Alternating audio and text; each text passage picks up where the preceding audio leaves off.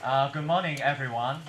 Dear class, it is our privilege to have two prestigious guests from US. They are the Pulitzer Prize winners here, occupying our classroom.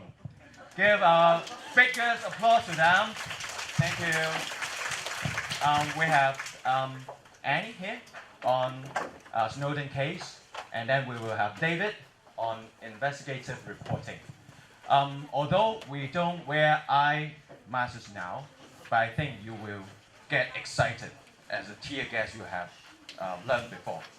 Now, may I give the floor to Annie for her session. Thank you so much.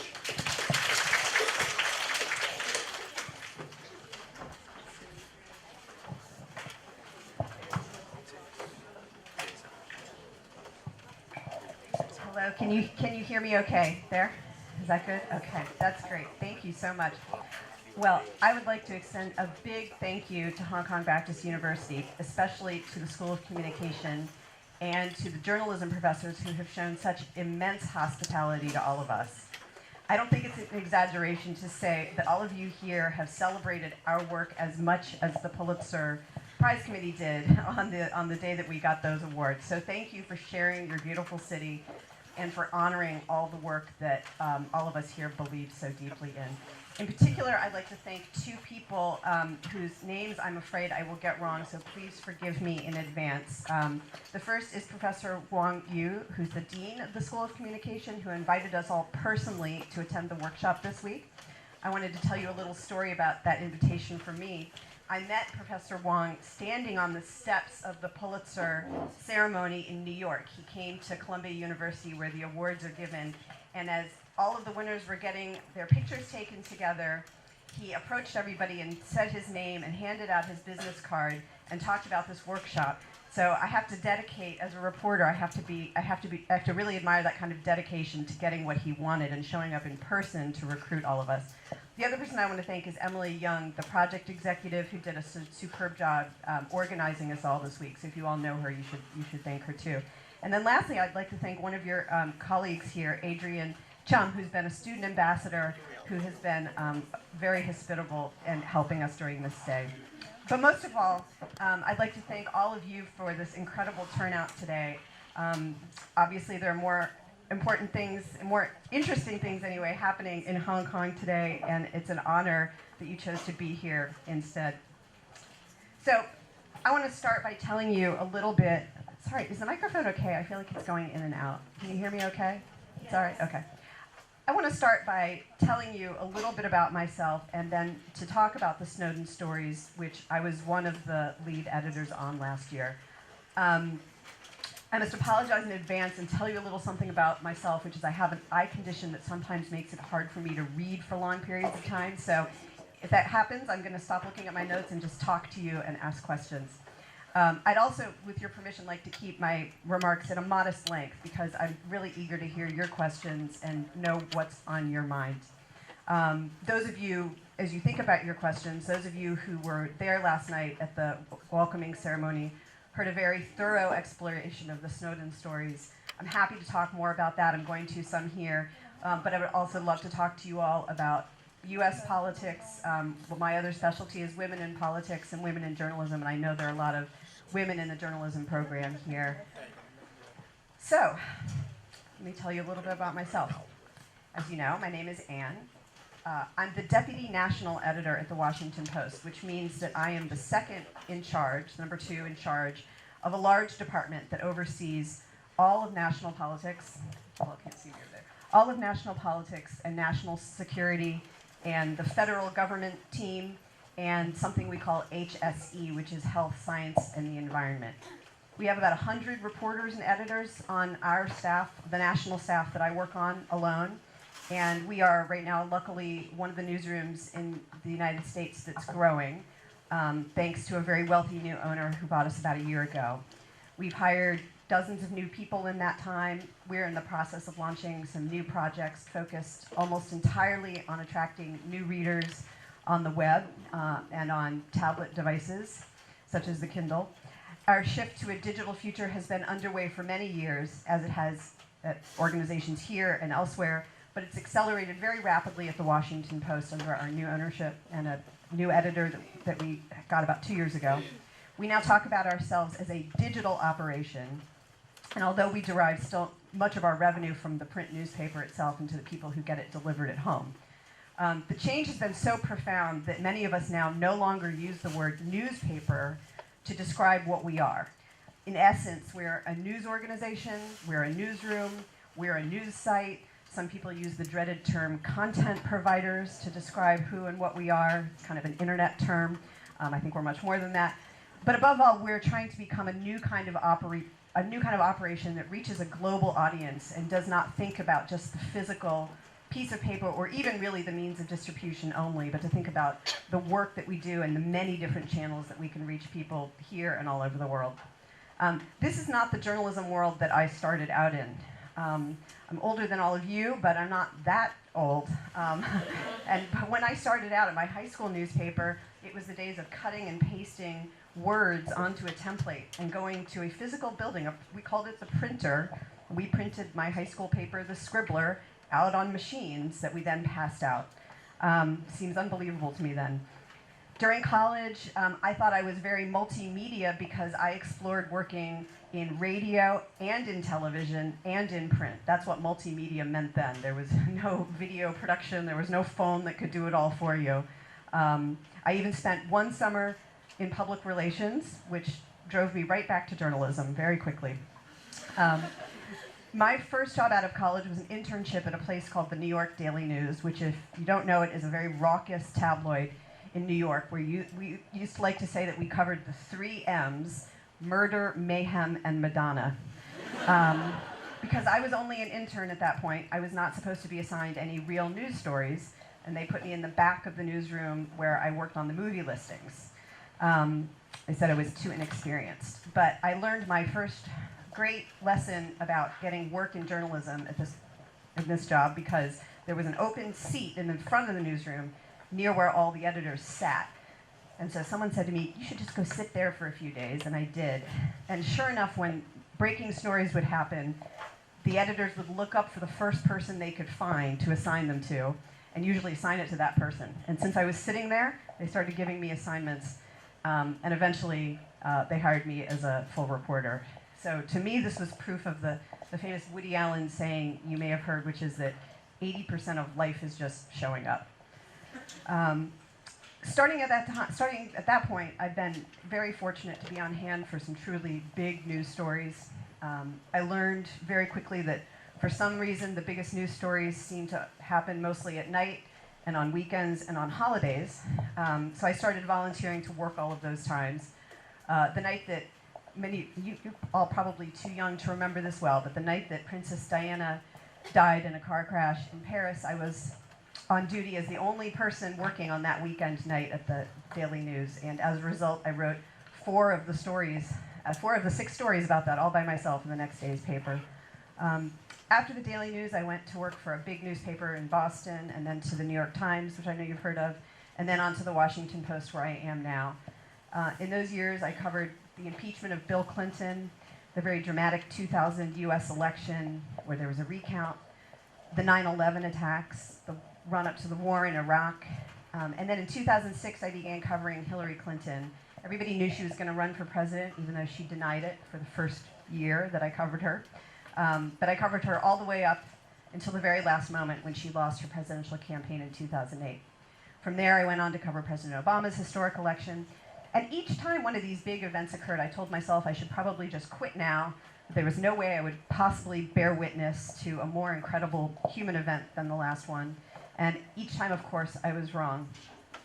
But over time, especially after becoming an editor several years ago, or crossing over to the dark side, as some of my reporters like to say, I came to appreciate that the best big stories were not the dramatic ones that played out in the public eye necessarily, but the ones that we generated ourselves. The ones that came from sources who had no other outlet to tell their stories, and the stories that would not get told at all without us. Which brings me to the story that brought me here today. Of course, that is the Edward Snowden story. And the revelations about the NSA surveillance he brought to light with the documents he shared with reporters last year, most of you are by now familiar with at least the outlines of those revelations and the immense diplomatic fallout they generated. My colleague, or I could say my rival from The Guardian, Ewan McCaskill, whom you heard at the opening ceremony yesterday, is going to be giving a talk during the workshop, I think a couple of talks during the workshop, about his very unique experience coming to Hong Kong, interviewing Snowden in person after Snowden left the United States and began his international odyssey to avoid capture. I would highly recommend going to hear Ewan speak, since that's a very rare opportunity this week. My involvement in the Snowden story came at something more of a distance because of the nature of my role as an editor. I mentioned earlier that all good stories happen in the off hours, and that was true to a large extent during the Snowden stories as well. You probably don't recall the timeline the way I do, but I'll let you know that Snowden first shared the NSA documents with reporters anonymously. The first set of stories came out without anyone knowing who was behind them. And then in the days that immediately followed, he asked for his identity to be revealed, which it was, over a weekend when he was here in Hong Kong. That was the moment when the story went from being a mostly investigative story with one lead reporter who was interpreting the documents for us at the Post, and exploded into a much larger story that involved many more people in the newsroom, which is why it fell into my lap, because one of my duties is to manage a large number of reporters and editors and personalities across many different sections. I will always remember the moment that the Snowden story changed well, because I was visiting some friends outside Washington with my family, and both of my children, who at that point were ages 1 and 2, had decided they did not want to wear pants that day. So we spent a very long car ride back to Washington with my 2 children in the back seat wearing nothing but diapers, yelling, while I was in the front seat trying to get a team of a couple of dozen reporters to get moving on the Snowden story across the world. Another weekend story. In the end, we had about 24 people in the newsroom who participated in the Snowden coverage over the course of 2013. I think the count was about 28 people who were regular participants on a weekly basis over the course of many months. There was our lead reporter, Bart Gellman, who you may have seen on TV or on Twitter, where he's very active. But there was also our CIA reporter, Greg Miller, who took very complex documents about the US intelligence budget, which is called the Black Budget because it had never been seen before. Greg poured through that budget, which was fascinating to him, and put it into context for people who could never have understood it on their own. There were reporters named Carol Lenig and Ellen Nakashima who cover the court systems and who cover the NSA, who used their sources to understand what the judges in the secret court that oversees the surveillance program were thinking when they authorized them, and to write about the relationship between Congress and this policy that had been kept secret until that time. We had a very talented researcher named Julie Tate and a technology advisor named Ashkan Sultani, who we hired specifically for the story because it was so complicated, who used their deep knowledge of the internet to figure out some of the mysteries in the documents and at times to track down specific people who knew certain aspects of the story.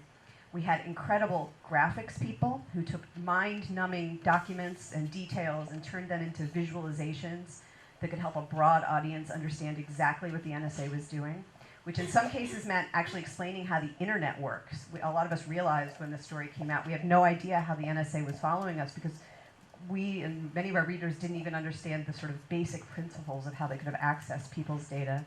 We had one copy editor whose whole job was to understand this so that he could help catch mistakes when we were rushing to beat The Guardian on deadline, which was the way every story seemed to happen. I mention all these people, and I mention them by name because I think there's been an impression over time that this story was just a story driven by one source and hand-delivered to a few reporters who then contemplated it and put it up online. And in fact, it was a highly complex operation conducted in great secrecy on our part. In the very beginning, it was conducted in total secrecy so that nobody in the newsroom even knew that it was happening. It was happening in a separate part of the newsroom. And even after the first story ran and Snowden's identity was revealed, it still had to be conducted largely in secret, both because the government didn't know what we had or what was coming next, and because we had competitive pressure. And it took all of those people and all of that effort to make the stories into what they were. It wasn't quite as easy as it looked. David Boardman, who's sitting here, who's a very prominent US editor, you're going to get to hear from next, raised an important question in yesterday's opening ceremony, which is whether the proliferation of technology is going to make reporters essentially irrelevant, because sources will be able to just post material online themselves, or either through an intermediary or themselves. This was, I think, in response to a question about Wikipedia and Snowden. I certainly hope not, since I get my paycheck as a journalist, but I actually believe pretty deeply through my experience on the Snowden story and on other accountability stories in recent years that is not the direction we're heading in.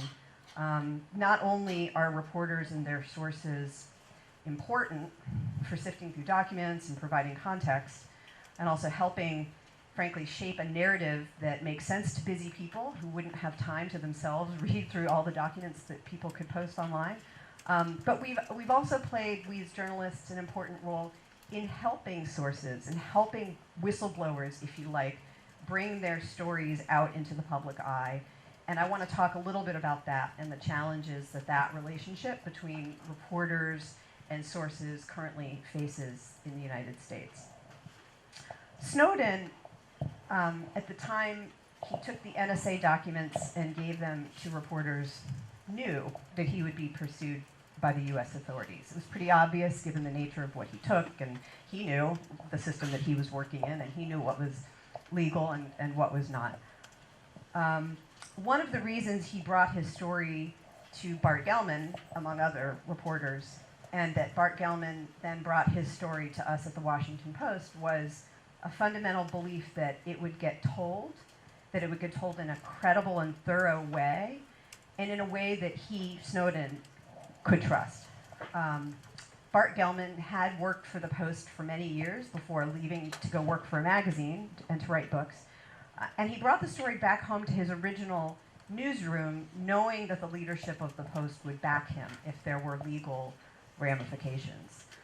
We at the Post did not face any of the physical challenges that The Guardian did in the UK, where authorities stormed the newsroom and demanded that they destroy the documents. There's not that kind of legal power in the US, and although we took precautions with the documents, that certainly it did not occur to us that that would actually happen, although we worried about it. What we worried about was the threat of a legal challenge, especially if Snowden had remained anonymous for a long time, longer than the brief period when he did, because of the sensitive nature of the documents and the US government's own desire to know exactly what he took and what we had. And we, as the Washington Post, with a history going back to Watergate and the Pentagon Papers, were a place that Bart Gellman, once he was in possession of the documents, knew he could trust. This is a process that has been under increasing threat in the United States in recent years. It's a threat that has come and gone over time, but I think we've been in the last few years in a place of particular peril and where we need to pay attention. The number of leak investigations has grown, with a few prominent examples that you've probably heard of, including James Risen at the New York Times. There is still a threat that he will be subpoenaed to testify about a book he wrote and one of his sources there, and he said he would go to prison rather than to reveal his source, although the US Attorney General has said he does not want to see that outcome. We still don't know how the situation is going to be resolved. There are other cases that are similar but don't make big headlines. There are big ones like that involving a New York Times reporter who might go to prison. That's a really big story. But we see smaller ones almost every couple of months, I would say. You know, oftentimes the story does not reach a point where the reporter would need to go to prison, but a source is implicated. and somebody who has gone out on a limb to share a story is fired for simply talking, fired from their jobs. We not long ago had a case of a reporter whose source on a very important story was fired from a US government agency for sharing unclassified information. It was basically information that was public already, or could have been. It wasn't yet, but it would have eventually been public, not classified, not secret information. But the agency was extremely upset about our run of coverage, about its incompetence. And so they had their investigators, a team of investigators, pour through years of phone records to see if there was any overlap with the Washington Post. And in fact, they found one point of contact between this source and the reporter years earlier, went on a personal phone record. There was nothing we could do in this case. The source was fired from that job, which had required a security clearance and now cannot get employment of any kind. I don't know that there's anything we would normally do in a case like that. As an aside, I would say people come to us all the time for a variety of reasons, and they seek help and protection from us that we can't always grant. Sometimes they simply seek for us to call them a whistleblower and to validate their desire to come forward. And whistleblower is a term, it's a very popular term. It also has great meaning. It's one that I'm sometimes uncomfortable using because it implies that very clearly somebody has blown the whistle on something wrong. And while that's sometimes true, we can't always establish from the outset that somebody is right or wrong in what they're bringing us. We don't always know their motives at the beginning. And sometimes good stories come from people with not great motives. And our job is to figure out even if they brought us some material because they're a disgruntled employee, is that material worth pursuing? And so I think we try to stay away from labels that come with some kind of judgment about the people who bring us the material, and figure out if the material is true and then deliver it to the public. I get asked a lot whether I think Snowden is a whistleblower. I don't even know that I think that's an important question, although I obviously value greatly the material that he brought to us. So that diatribe aside, it's obviously our duty to, even if we don't give them particular labels, to protect our sources as far as we absolutely can, and that has become highly difficult in this climate of increased leak investigations, but also widespread technology that makes it a cinch for authorities to track reporters and sources and their whereabouts and their connections. The very surveillance Snowden revealed is a mechanism for the government to track us. And while the NSA is actually not brought in, as far as we know, on every minor federal agency leak investigation, the perception that they could be if they wanted to, and that there is somewhere in Utah a stash of everyone's emails and phone records, has a real chilling effect on sources' willingness to talk to reporters. And we've heard from many, many sources in recent years, and especially since Snowden, that they no longer want to talk to us because they're just too afraid. That in turn has prompted us to rethink how we advise our reporters to talk to their sources. And this is something I think is probably applicable to all of you as you think about how you work as reporters, but it certainly has become a top priority for us. We have been trying to develop new best practices. Some of them are the old-fashioned kind, but we want to remind reporters that they exist. One of the new things we've done at the Post is to create an encrypted drop box called Secured Drop, so that confidential sources can upload materials and create an anonymous login to communicate securely with our staff. You can go to our website and you'll see that on the homepage there is a box there called Secured Drop. There's a piece of lore out there that Bradley Manning, who is now called Chelsea Manning, tried to leak the WikiLeaks documents to the Post before going to Julian Assange, and called us and couldn't get through to anyone.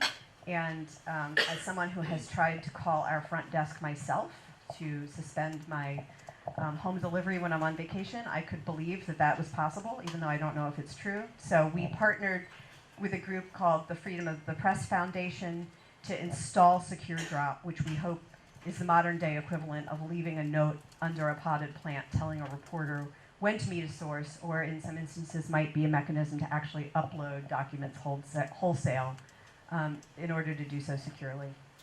We also are giving our reporters other technology to have in the field. I won't get into all of the tools, but one of them that we use, that you all are familiar with, of course, are burner phones that you can purchase at any store. You can buy them with cash and use them and then discard them. It's an imperfect method because you can still track down who bought the phone and who they called, but it's a way of at least obscuring a connection between a reporter and a source, so that someone not the NSA wouldn't necessarily have an easy time of figuring it out. Ewan yesterday mentioned using some encryption technology, and in particular a piece of software called Tor, T-O-R, for those of you who don't know it, which anonymizes your browsing patterns and can help shield your movements online.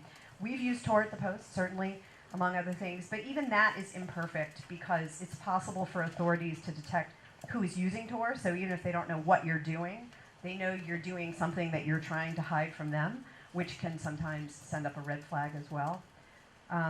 So technology is imperfect.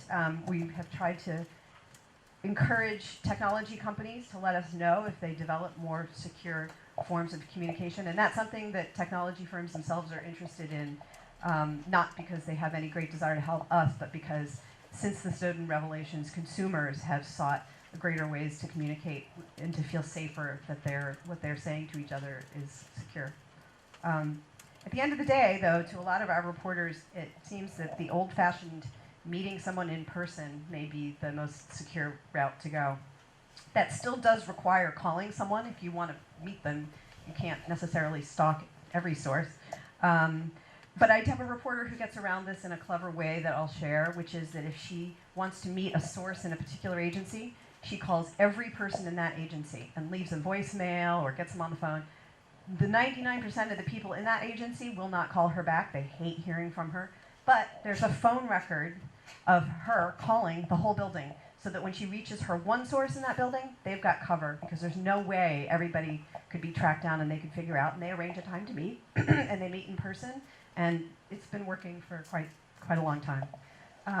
Our computer systems head at the Post, who is my partner in crime in trying to figure out new mechanisms for reporters, calls this sneaker net reporting instead of internet reporting.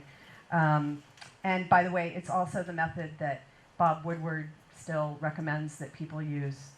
He does all of his meetings still in person. He does them, has people over to his house to talk to him about things he's working on. So we've been putting together new guidelines, new practices, new best practices for our staff. And in talking to all of the people who do it best, and including on our investigative team, that's still their advice. But I mention it in particular to you young journalists in the room who may have been told that journalism is different, it's changed, it's all about social media and aggregation, and that you can do any kind of reporting on the web. A lot of that is true, but it is also not, in many ways, it's not where you're going to get your best stories. It's certainly not going to be the safest way to get your best stories when you're covering power and the powerful, which are the kinds of stories I like. So from there, I want to, looking at the time, I want to shift the subject a little bit, and then I'm going to stop talking so that you can ask questions. As I mentioned at the outset, I covered Hillary Clinton for several years as a reporter. And at the end of the 2008 campaign, I wrote a book about women at the top of US political life. I spent about 2.5 years flying around on airplanes and riding on buses with her in far-off places and her campaign staff as she was getting ready to run for president and then launch her presidential bid. And like all these previous stories I was telling you, most of the good stuff happened at night and on weekends, which is when politicians campaign, because it's when people aren't at their jobs in a lot of cases. So for 2 years in a row, I got to go with Hillary Clinton on New Year's Eve to a very snowy place in America called Des Moines, Iowa, which I would recommend to all of you. If you ever have the chance to come to the US during a presidential campaign, Iowa is the place to be because it's the place that votes first during the primaries for both campaigns. It's also very cold in the winter. Let me give you a little context, though, about Hillary Clinton's campaign. As you know, of course, the United States has never had a woman president or vice president, making it one of a shrinking number of countries around the world not to elect a woman yet to the highest level of office. And the U.S. Congress generally has no more than 20% women, which is, excuse me, that's, by some measures, the numbers have shrunk over time. There are actually fewer female governors today in the United States than there were when Hillary Clinton ran for president. But the number we use generally in the US is about 17 or 18% women represented in local bodies and in Congress overall, which obviously isn't the population level of women. It's higher than the female heads of Fortune 500 companies, which is about 3%, so not very high at all. But it puts the US pretty far down the world rankings. Just as a matter of comparison, the US is about 86th globally for female representation, further down the list than a place like Saudi Arabia and a number of Asian countries, including China, Singapore, and Vietnam. Before I started covering Hillary Clinton, though, I had never really thought about any of this. I didn't go into journalism to think about men and women, and I just covered politics, so I covered a lot of men. Gender was not part of the vocabulary. And so it was interesting when she first started running for president to watch her not really talk about gender either. It was on her mind. No woman had ever won before, but when she got questions about running for president as a woman, she would say things like, I'm not running because I'm a woman, I'm running because I'm the most qualified. Or if people asked her, is she running as a woman? She would be very dismissive and say something like, of course I'm running as a woman, how else could I run? Or do I have any other choice? And that would be the end of the conversation for her. I'm bringing this up because she's obviously thinking about, very seriously, about running for president again in 2016, and that presents a challenge for journalists in the US and I suspect around the world, because even more so than the last time she ran for president, she's a global figure, having been Secretary of State. And I also, as a result of writing my book, got the very strong sense that women around the world were interested in seeing how she would run and how she would be portrayed. I've heard from a lot of female journalists who've had experiences in their own countries with female leaders being covered in certain ways. So we have a challenge. It's a challenge at the Washington Post where we've already assigned 1.5 people to cover Hillary Clinton full time, even though she claims right now she's just a grandmother who's just on book tour, not thinking about anything important. But we're already trying to think about how we'll cover her.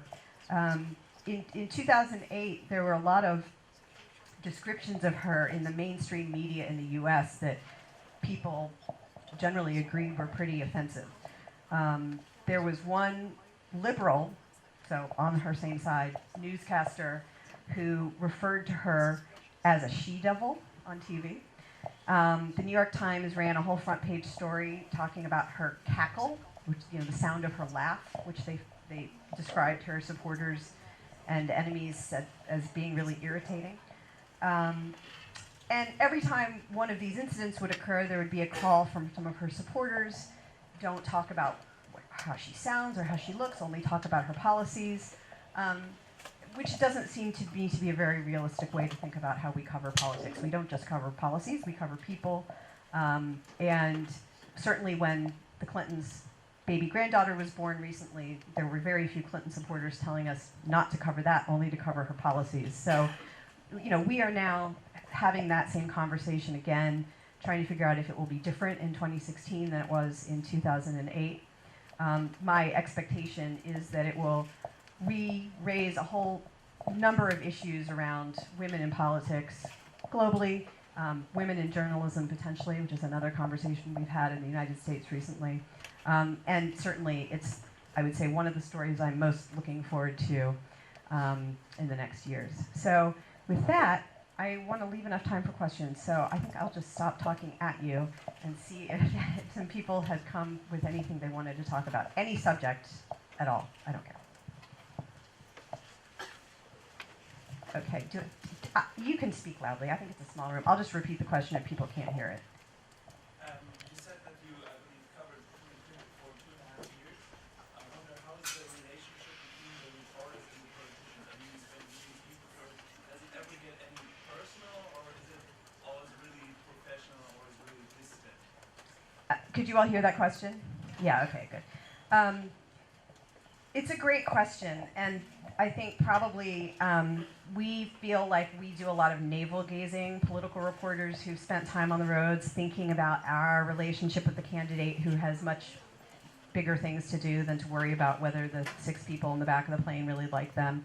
On the one hand. On the other hand, it's a very important group of people who sit back there and who, over time, have been able to greatly influence the narrative of their campaigns. My experience, and I had that same experience with George W. Bush. I traveled around on his campaign plane in 2000 for almost a full year as well. And in both cases, I would say that it usually starts out pretty good. In Bush's case, it started out okay. And then over time, you could probably track the relationship between the press and the campaign with how well the candidate is doing. So when the candidate is doing well, everybody's happy on the plane. And when the stories aren't as good and the poll ratings aren't as good, or when the election isn't as good, often the relationship deteriorates until somebody on the campaign staff reminds the candidate that if they would start being nice to the press again, it might turn the campaign around, and sometimes they try to be nice again. I would say it's not a friendship. I think the days of The Boys on the Bus, which was a very famous campaign book about the camaraderie and some antagonism, but a lot of off-the-record moments, that's largely gone in the age of Twitter and social media. There are very few moments of just, unfettered trust with the people at the back of the plane. And the back of the plane, it certainly was when I was one of the older people when I did it. It's very grueling. It's long days and nights and around the clock for almost a year or more. So it tends to be very young people who don't have a great deal of experience in politics and are not necessarily the people that the candidate wants to go hang out with and talk about campaign strategy. In my experience with her, she was very smart. She was typically guarded, but when she was off the record, she made an effort to certainly to get to know us. She asked us all a lot of questions about ourselves. To impress us when she had the energy to, which is hard at the end of a long day campaigning. Her staff is notoriously heavy-handed, so that didn't always go quite as well with the press corps. But she herself tried hard to, and it's hard to watch somebody, no matter how you feel about them politically, go through what she went through. I remember seeing her at the end. She campaigned long past the point when it was possible for her to get enough votes to win the primary. She kept going, though. They thought there was a chance she might.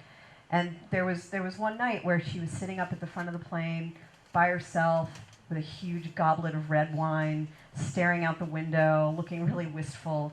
And you can't help but have some human empathy for the person at that moment and what they're going through. And those moments are rare that you actually get to see them be themselves, but when they happen, you are reminded that is a person who had an ambition that is now slipping away. Who else? There in the back. What do you think about the descriptions of the White House correspondent in the Netflix series House of Cards? So let me make sure I got the question right. How do I what do I think of the depiction of the White House correspondent in House of Cards? Yes.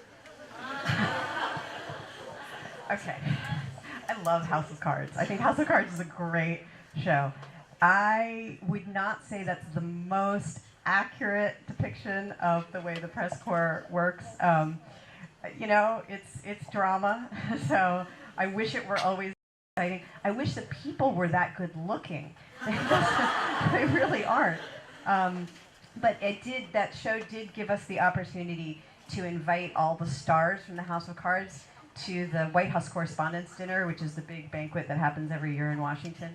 So at least we got to rub elbows with them. But no, I don't think. I think if the question is about the kinds of information trading and personal relationships that are not on the level. There is certainly some of that. I don't think it's as exciting as you see in that show.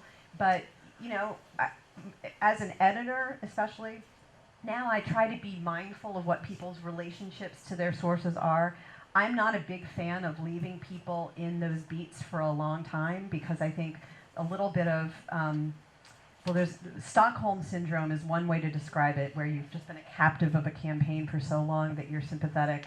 Another way that we've described it sometimes is clientitis, where you believe your client, so to speak. And I think it's good we try to rotate every campaign season people to cover to see other perspectives. I strongly encourage people, especially people who are bloggers who work in the office, to get out and go see what people are really like. And so I encourage people who cover one person to try and cover other people. I think if Zoe had to go cover a few more people, it might have ended differently for her. Sure. Over here. I have a question. You said that you experienced in PR field for some time, and then you decided that you don't want to be a PR person. So why is that? And how do you think of a PR person as a journalist? So you all could hear the question about my summer. I was in college, so it wasn't really a big PR job for me. It was with a big PR firm called Edelman, which I think is over here too. And it was fun. I had a fun time trying to place products for my clients, but I just was not very good at it. And so I found myself being a little skeptical of the claims that the client was making about its product. And I don't think that was, that's, I think, a better trait for a journalist than for a PR person necessarily. I didn't really believe in the product. So it wasn't for me. A lot of things weren't. TV wasn't for me either. You have to look really nice every day when you go to work and do that. But I think that, there's corporate public relations, but there's also public relations in government and political public relations. I think that there's an important role for communications specialists who are able to find out the truth in their own organization and then help journalists understand it. And the people who can do that well and who don't lie, and that's really the first important thing I would say is for people who go into, some of you go into that field, if you are going to help a journalist, if you can tell the truth, find out the truth about your own product or your own client, help a journalist understand that can be a really important role. And there are some, certainly in politics, there are some communications people who have been very helpful over time because they can tell us things about the candidate or about the politician that we don't have access to. I find many of them become disillusioned over time because they get a front row seat to it that certainly we don't ever quite have access to. I had the most honest thing said to me by a PR person for somebody in the White House who used to be in journalism and went into the White House a couple of years ago, and she called me after her first month or so and said, "You wouldn't believe it. You don't even know 5% of what goes on in the White House." She's like, I thought as a reporter we knew maybe 20%. No, there's 95% of it is all hidden from you. And that's all she would tell me. So I'm hoping that when she comes out of government, she can tell me, we're trying to work on her now, but I'm hoping someday she doesn't need that job anymore, she'll come out and tell us. So I do think that there's an important role for people who are on the inside and trying to help journalists understand what's really happening. Sure. In your project Snowden, you had a small group working on it exclusively, 28 reporters, and there was only one copy editor dedicated to go through all the stuff.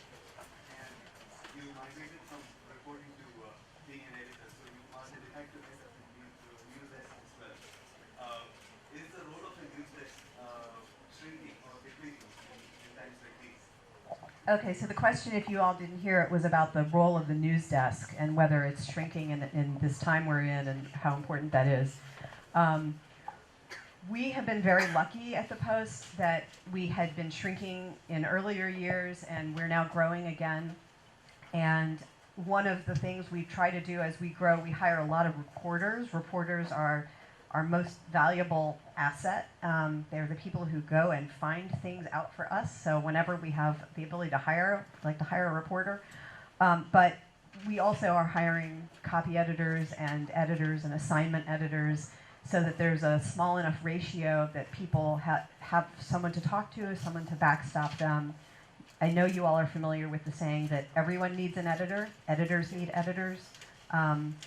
There's no one person who's smart enough to know everything and write everything and make no mistakes.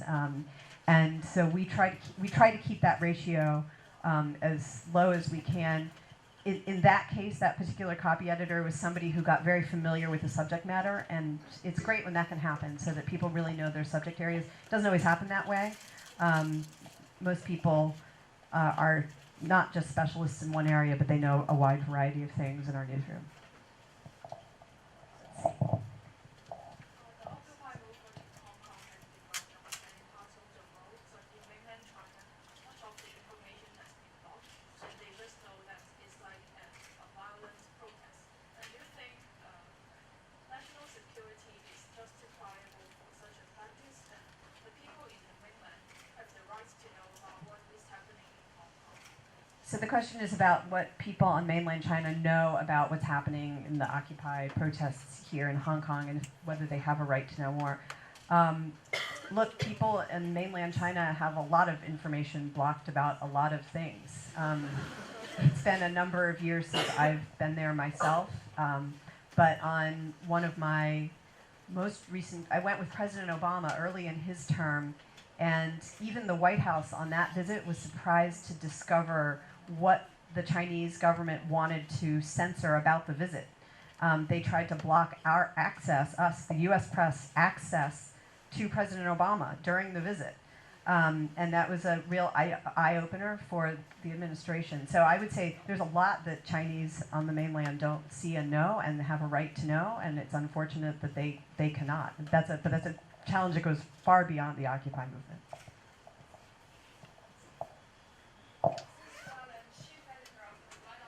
Can you talk a little bit louder? Sorry. Since you are one of the chief editors of one of the most influencing newspaper in the U.S., I want to know how do you think whether the government will interfere the whole newspaper industry? Like what part of does the government play?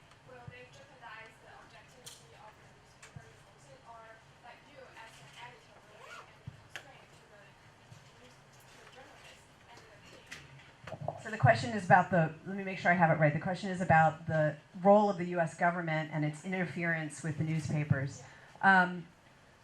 We are extremely lucky in the US to have a government that is largely unable to interfere with us directly. They are not able to come into our newsroom to stop us from printing something. They're not able to shut down the presses for us. There's very little physically they can do because of the First Amendment to stop us. And so we count ourselves extremely blessed for that, and that's one of the reasons why we take our job so seriously and want to promote that kind of freedom of expression around the world. There are ways that the US government tries to influence our thinking. It's usually through softer means, and certainly they don't always tell us the truth. We know that there's often propaganda that isn't true that comes out of any administration.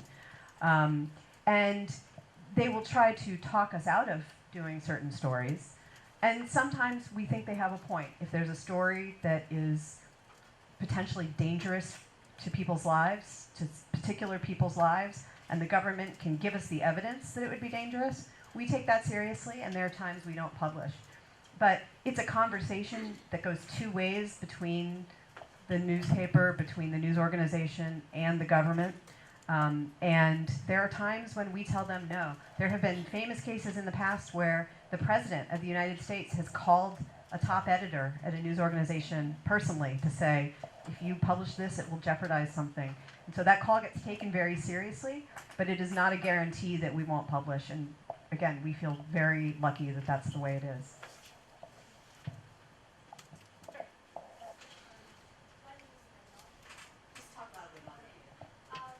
Follow the President Obama in China. They have mentioned that people in mainland China they have the right to know.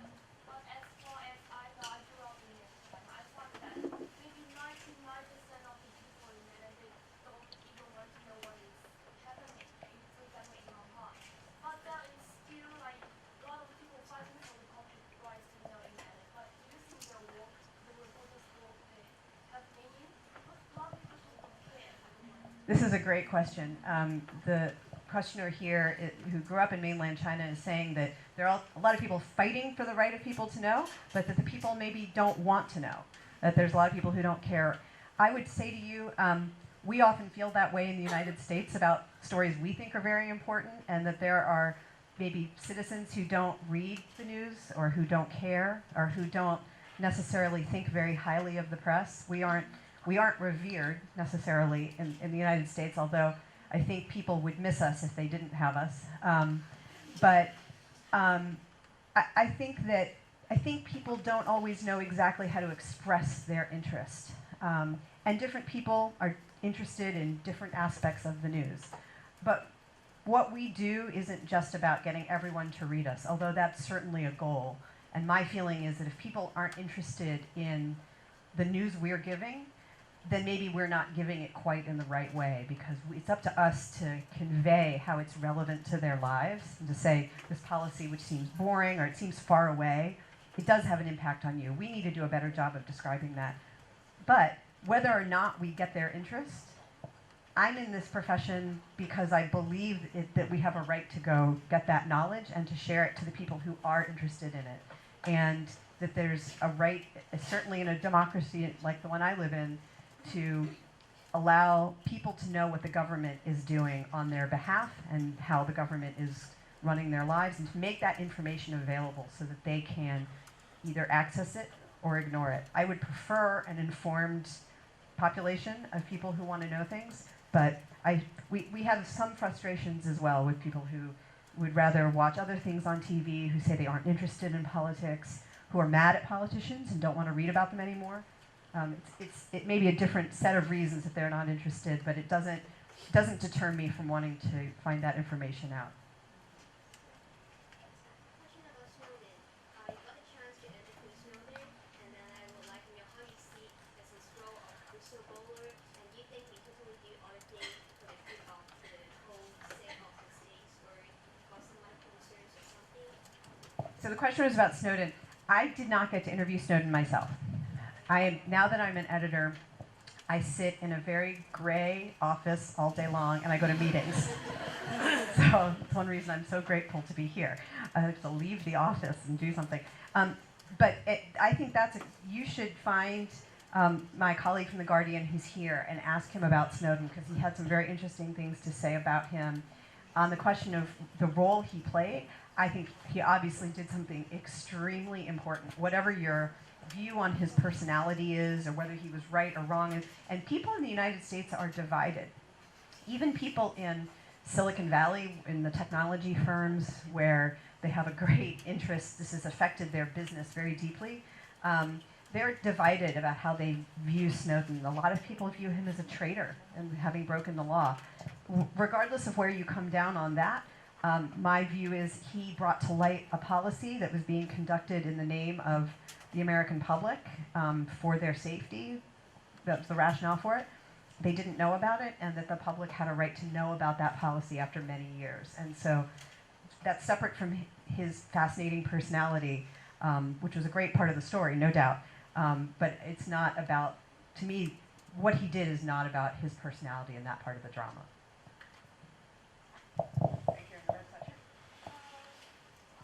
I guess you're actually a career director because you work for Washington Post and you cover another career. And I really want to know if there is a time you have, actually you said you have two babies. So is there any time of you have to balance your personal life and your career? And how do you do that? So this is a question about, you've just asked what's basically the biggest question in the United States about working women. There's a book called Lean In that was written by a woman in technology, a woman who works for Facebook named Sheryl Sandberg, that has started a huge conversation in the United States. Actually, it's a conversation that's been going on for a long time about how whether women can have it all. I have two children. They're ages 2 and 3. And they're very cute, and I love spending time with them. And it's not easy at all. It's not easy to be pregnant in a newsroom full of men who don't really want to look at you. It's not easy to come back to work when you have small children. For me, economically, I didn't have a choice. I needed to work, but I also very passionately believe in what I do. And I have a son and a daughter. And I wanted both of them to see me as someone doing a job that I love and something I believe in, and not just going to work because I have to, or not working at all. I wanted them to see me enjoying my work and that I can be happy at work. Now, that said, it's very expensive in the United States to pay for childcare, so I spend a lot of money on that.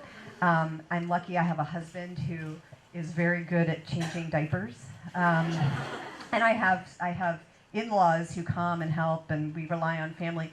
I would say that I don't love giving advice about this because it's so different for every person, everyone's experience. One thing I'm hoping to do, I'm working right now on trying to create a freelancer network in the United States so that we can help have enough work for some people who stay at home with their kids, women who used to be in newsrooms, to give them assignments to work for us on a freelance basis. But I would also say if you are in this career or any career and you want to do it, there will be ways you have to convince the people you work with that it's okay to leave a little earlier sometimes, and you're going to take some of those weekends off that you shouldn't because there's a story breaking. But there are ways to do it and to not give up, but it's hard. We take the last question. Okay. Let's see here.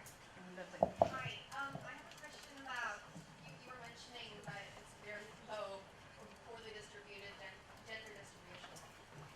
How do you think that the media can affect more or get more women to vote in politics? The question is to get more women to vote or to run for, to participate in politics. It's, to my mind, it's not necessarily the media's responsibility to get women to run for office. I think the responsibility of the media is to at least not make it a hostile environment when they do choose to participate. Interestingly, women vote at a very high percentage in the U.S. Women vote more than men do by about 4 to 8 percentage points, depending on the election. So women are civic participants. There's just a lot of reasons they aren't running for office. And I would say, connected to the previous question about having children and working, there's a larger systematic issue about how women participate and have children and how we talk about them when they do. That's partly the media, it's partly the government, it's partly society. And I think it's a conversation that's happening in pretty much every country around the world. So I think my time is up. I can't thank you enough. These were fantastic questions. I'm so grateful to all of you for coming today. Thank you so much for listening to me.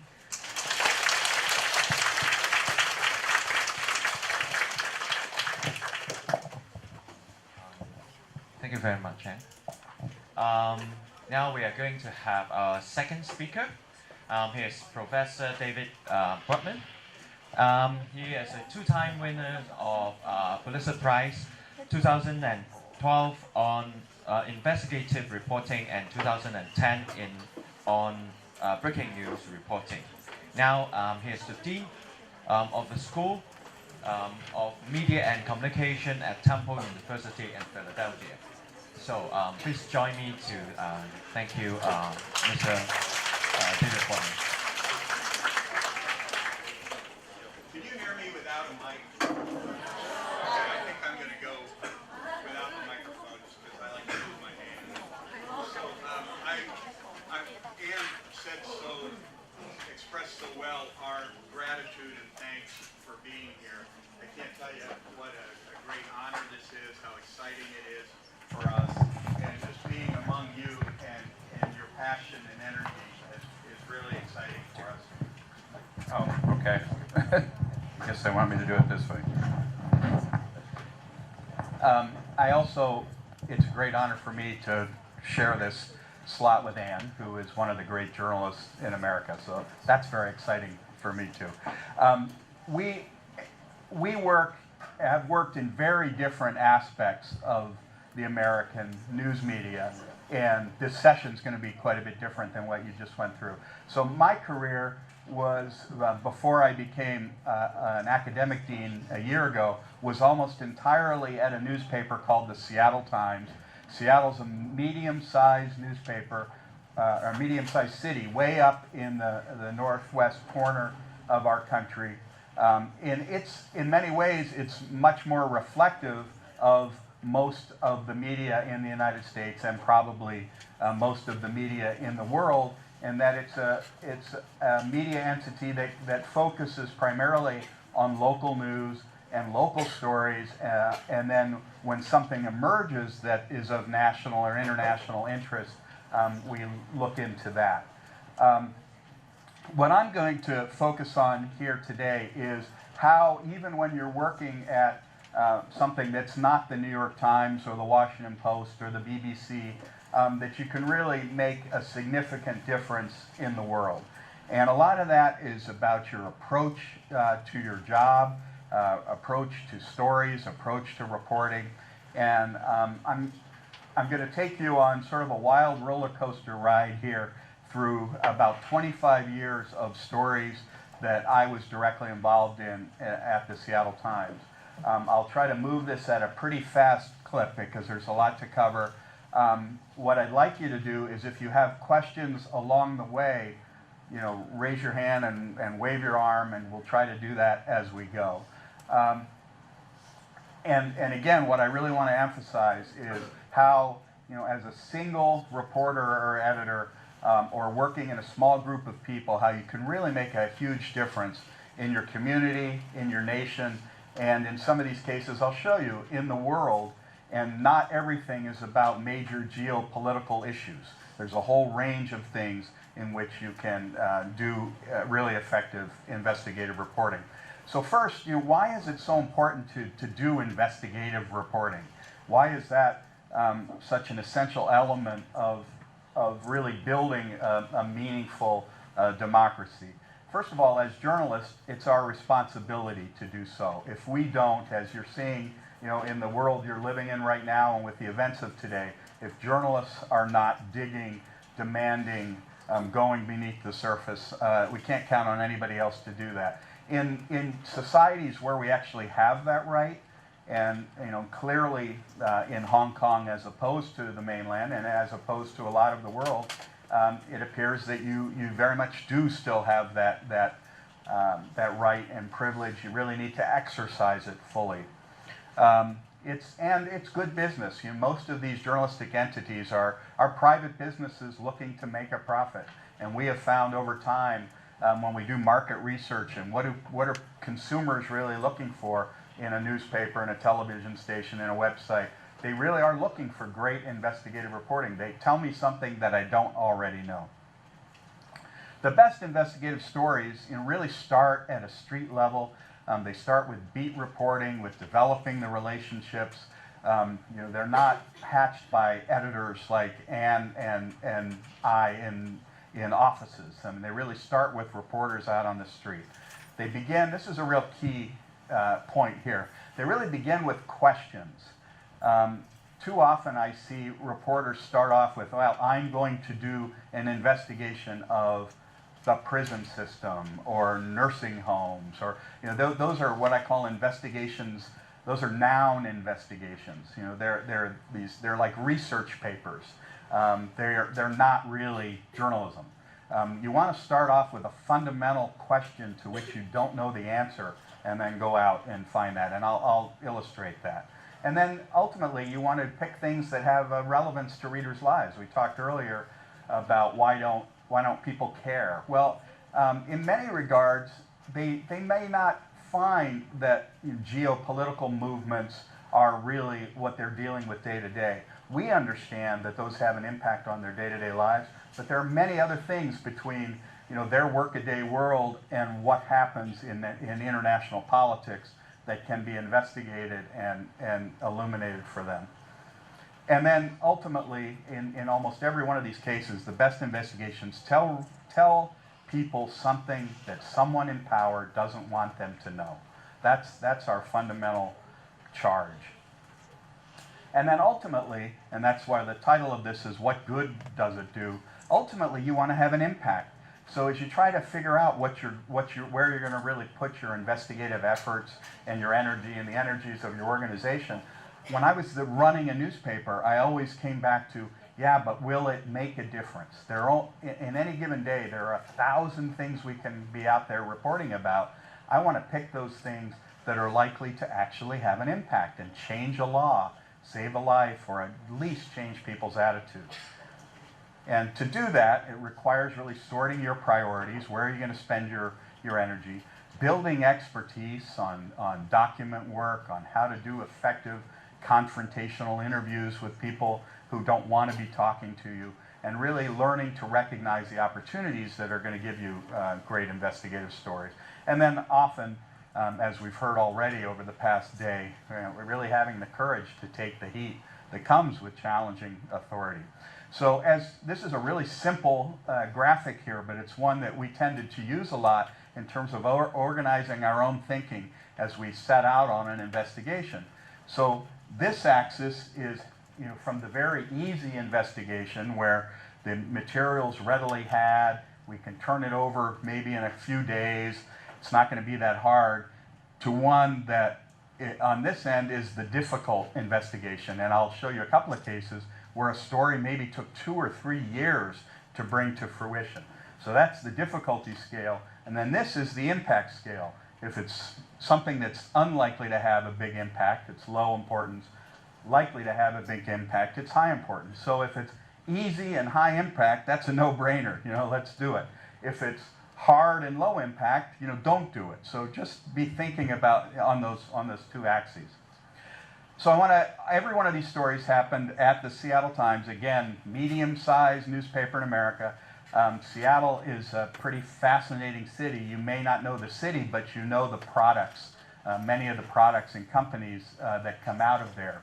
The Boeing company, which of course makes the airplanes that you fly on. Microsoft, which makes a lot of the software you use. Amazon, which is the world's largest retail company. In the United States, a company called Costco, which is a big warehouse retailer. Lots of companies come out of there, and it's a place that has a big impact on the national and world economy. So again, I'm going to take you through these stories. I'm showing newspaper pages. In many cases, of course, these have multimedia and web and digital presence, but it's just easier for me to show an iconic representation through newspaper pages. And these go back over 25 years. So I'll try to do a brief introduction of each of these, talk about what happened in the story, and then talk about both the lessons that were learned from the story, some things that you might carry with you in your own reporting, and then ultimately the answers to what good did it do? What difference did this make?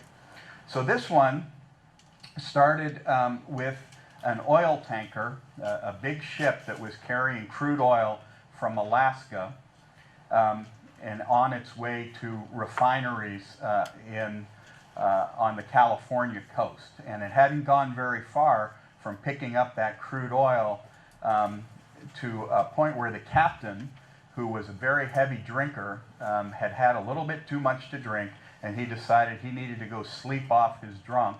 And he put the wheel of this ship, which was called the XM Valdez, into control of one of his underlings, who did not have a lot of experience in driving the ship. And that underling drove the boat right into a big reef, and the ship broke open and spilled out 11 million gallons of crude oil into a body of water called Prince William Sound. This was, at the time, the biggest environmental disaster in American history. This was in 1989. There were hundreds of reporters from all over the world converged on Alaska to tell this story. And most of them focused on this drunken captain and all the controversy around him and how this accident happened. So we're sitting in Seattle, Washington, the closest big American city to Alaska, but it's still a very long way away. It's about a 5-hour plane flight. And we're contemplating, well, should we cover this story? Should we just go up there with the other 900 reporters who were up there and write the same story? Or is there something different we ought to do? Is there some other way we ought to approach this? Or should we just use the wire service to report this story? And over time, and time was just a matter of a few hours, we decided, no, this is a really important story for our readers. most of the Alaskan fishing fleet, the people who fish for salmon and halibut and a lot of the fish that the world enjoys that comes out of those waters, is a lot of those fishermen are based in Seattle, so it's a big aspect for our economy. We have oil tanker traffic on a body of water called Puget Sound that is much like Prince William Sound in Alaska. And so this is an important story for our readers, and we need to bring our voice to it. But we set out to not do what everybody else did, but to answer a really important fundamental question, which was not what happened with this drunken ship captain named Joseph Hazelwood, but what were the conditions in place that would allow one drunken sailor to cause the biggest environmental disaster in the world to that point. So that was our fundamental organizing question. So we spent a lot less time looking at the specifics of that particular incident and a lot more at the systems. And we sent reporters out to ride on oil tankers and to look at all the regulation around oil tanker safety and to find out everything they could find out about the system that was in place. What they found out many, many interesting things, and I'm going to do a little amateur art here on the board as we go. Let's see. One of the things they found out, this is my representation of an oil tanker. Okay, that's the oil. They found out that in the United States, the way oil tanker traffic happened, these ships, which were massive, massive cargo ships, were carried in ships that had a very thin layer of steel.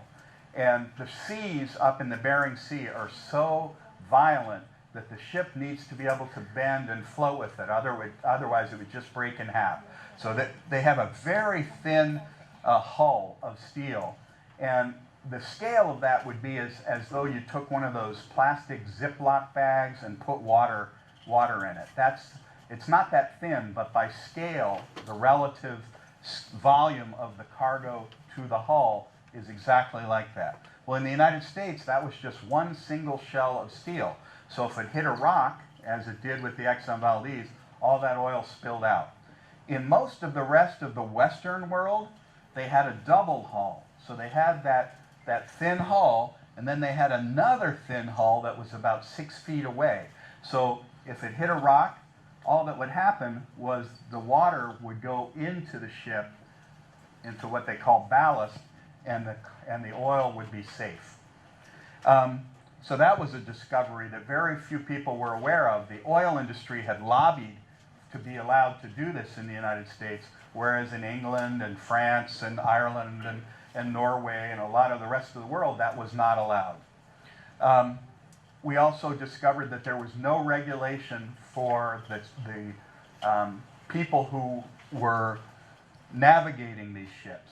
So every ship, in addition to a captain, had a chief navigator. And there were very few regulations about how those people were trained, what the requirements were. And we found out that on the ship on which we rode, the navigator, the guy who was out there looking for rocks to make sure that the ship didn't crash into him, had double vision.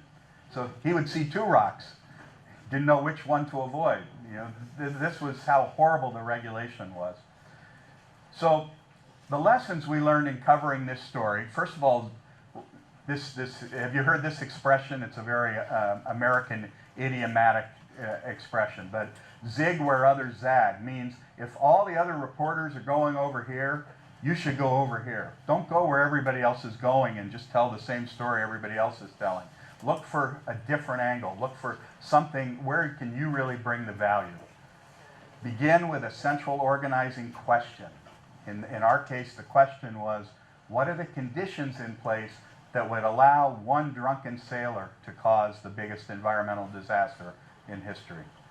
And find an effective storytelling technique. In this particular case, our chief reporter rode an oil tanker from Valdez, Alaska to a refinery in Seattle, which was a 6-day trip.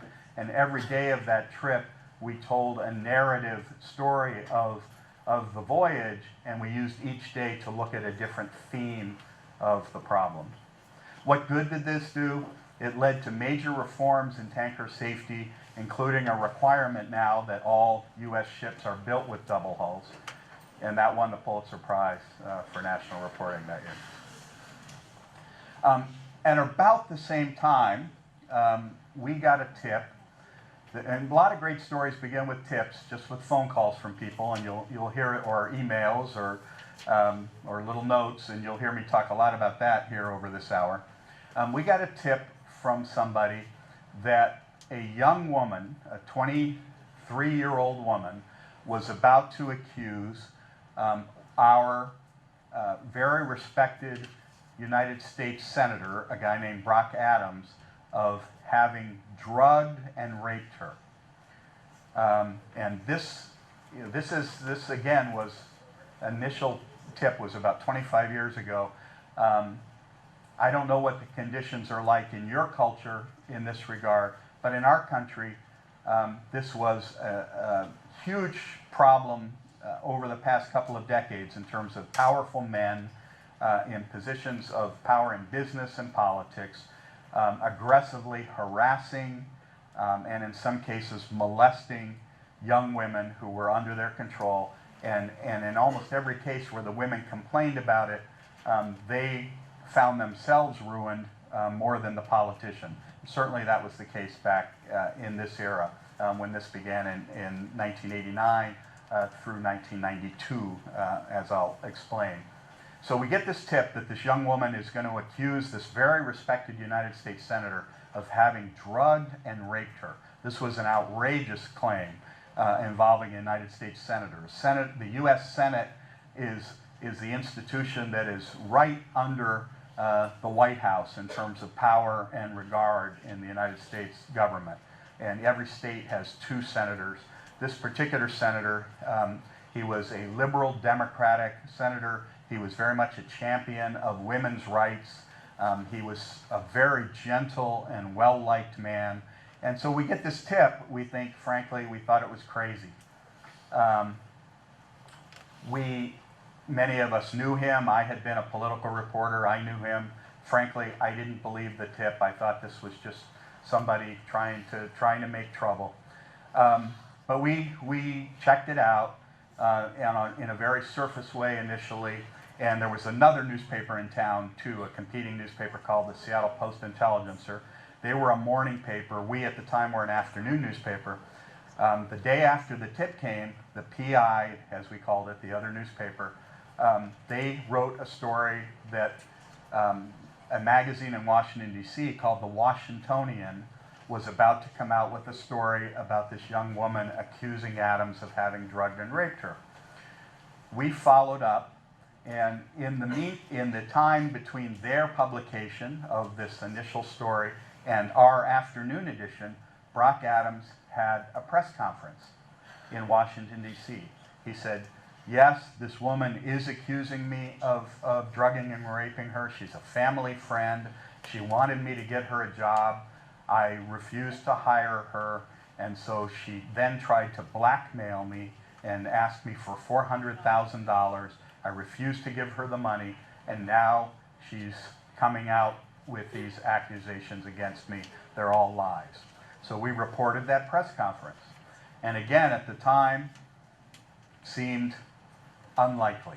We contacted this woman. She was quite reluctant to talk to us. Through an intermediary, she conceded that yes, she had asked him for $400,000, but that she was going to give it to a rape relief center in Washington, D.C. So again, it seemed unlikely, seemed like it might in fact have been a case of blackmail. We published that story, and we all went home. That night, at about 10 o'clock at night, I got a call from a woman who had been a source of mine as a political reporter, and she said, can you meet me at Dante's? Dante's was a dive bar in our university district, the kind with peanut shells on the floor and sticky beer and just a dive pizza joint. And I said, sure. So I grabbed, at the time I was a political editor, I grabbed one of my reporters, and we met this woman at 11 o'clock at night in the back of this bar. And she said, I want to talk to you about the Carrie Tupper story. Carrie Tupper was the name of the young woman who accused Adams of having raped her.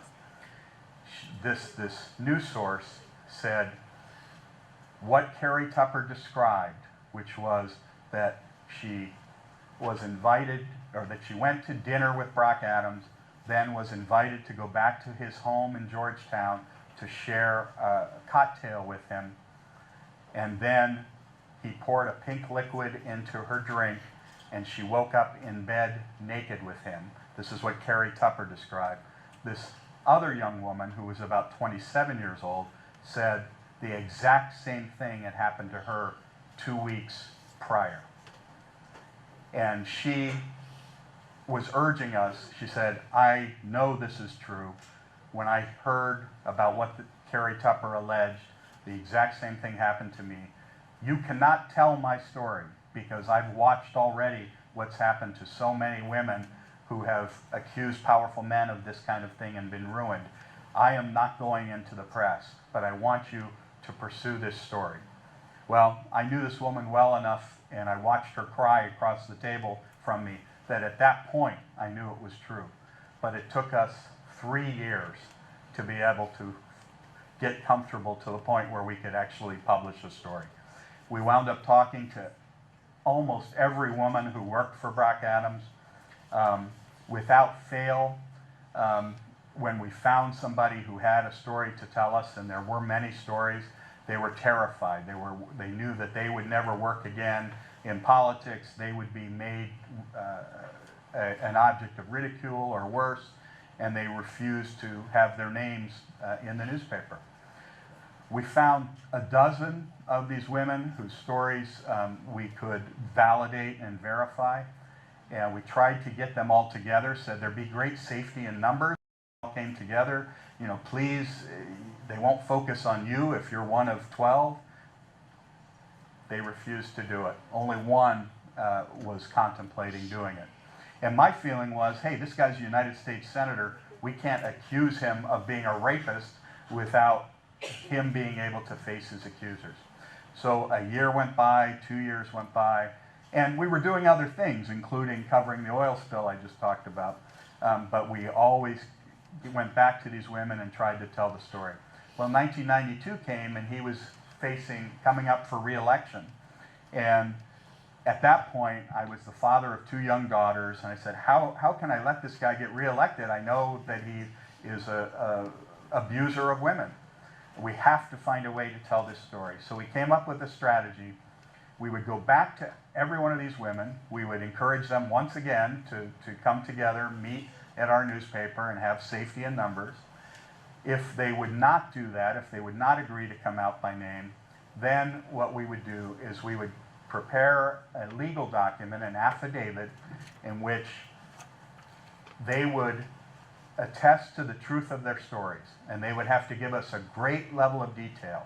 So if they said, I met Brock Adams at Joe's Bar and Grill in Adams, Morgan on December 27th, and we drank Mai Tai cocktails. We made sure that his calendar had him there at the time. She could provide some corroboration that she was there at the time, and that Joe's Bar and Grill was called Joe's Bar and Grill and served Mai Tais. Anything we could double and triple check, we did. They would attest to the truth of all that. They would give us great detail, and they would agree that we could tell their story in great detail, and we would agree that we would not publish their names unless Brock Adams sued us. If he sued us after the story was published, then they would come out and testify in our behalf. Now, why was that so important to us? Somebody's opinion on that? Anybody? Yeah.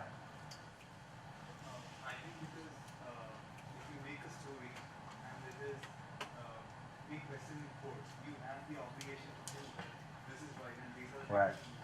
Your answer is a good one, but it's wrong.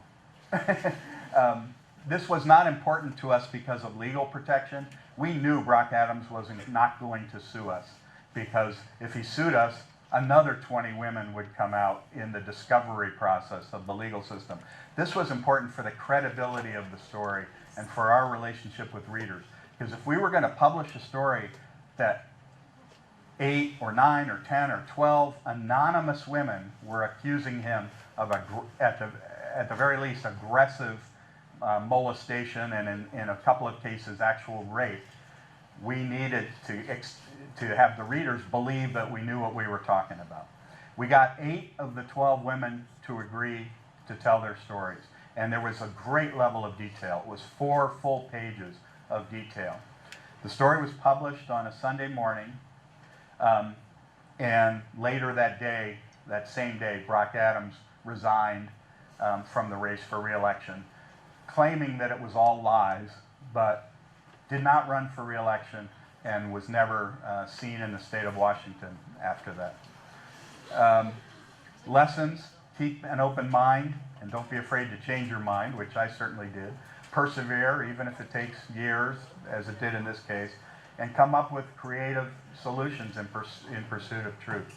What good did this do? As I said, it led to Adams' immediate withdrawal. It also really helped change the national dialogue on sexual misconduct by people in power. The Washington Post, Ann's paper, came out to the Northwest to do a story about our story, and in the course of that, the reporter discovered that another senator in the state of Oregon was sexually molesting some of his employees, and it really became a snowball. And that was a finalist for a Pulitzer Prize. This story illustrates a different way that stories emerge. One thing, if you're on a beat, whatever your beat of expertise might be, whether it's in the business world, politics, some technical area, science, education, get yourself into the electronic culture of that segment. So in this particular case, we had because Boeing is based in Seattle, we had a reporter who covered the Boeing company and aviation.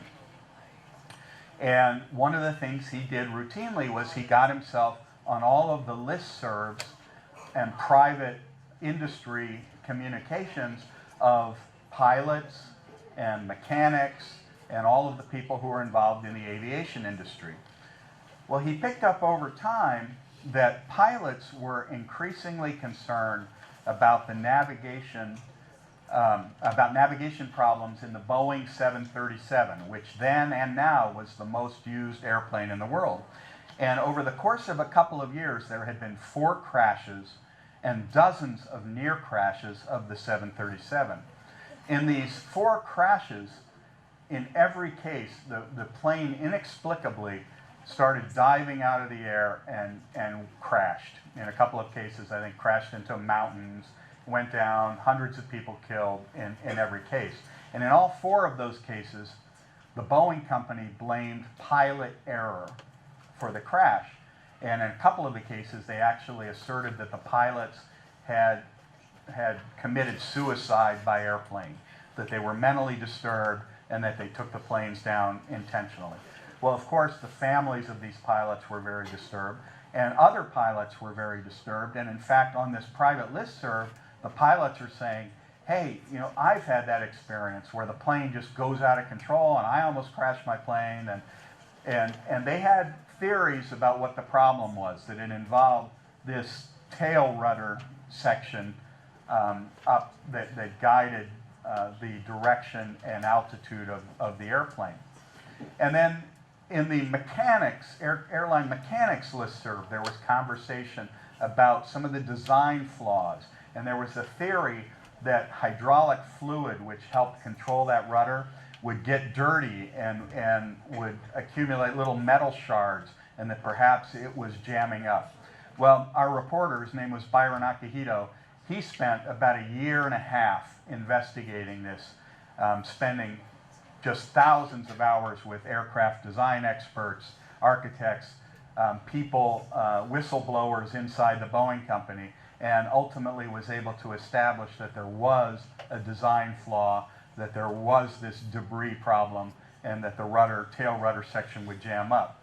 Well, over the course of this reporting, over a year and a half, Boeing's executives would call our publisher, our owner, and our editors and try to get Byron removed from the story.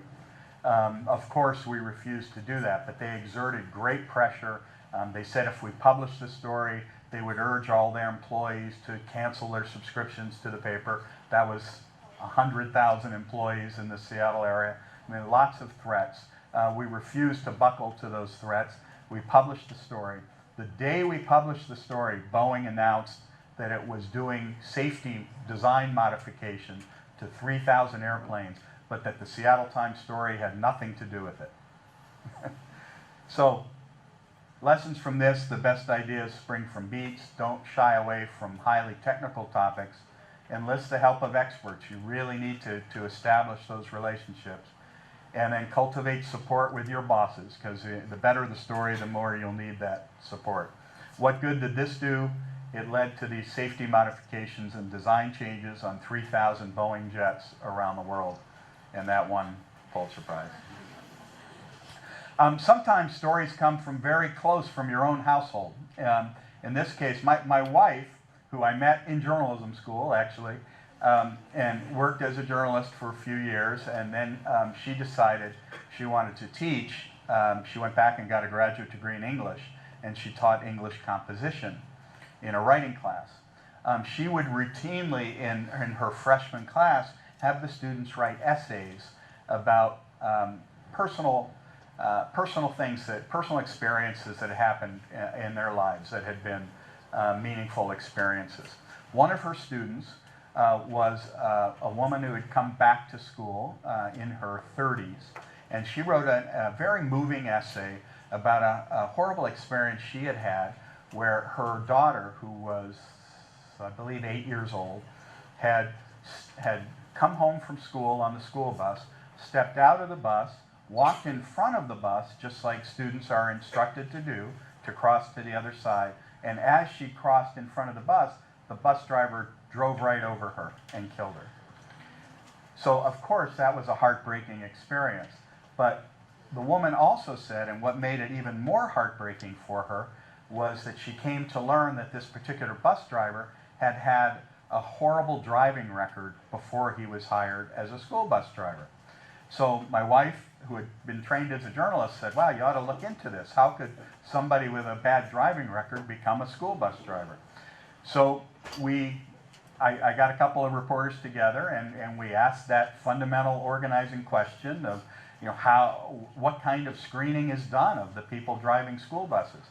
And what we discovered, that in the city of Seattle, no screening was done.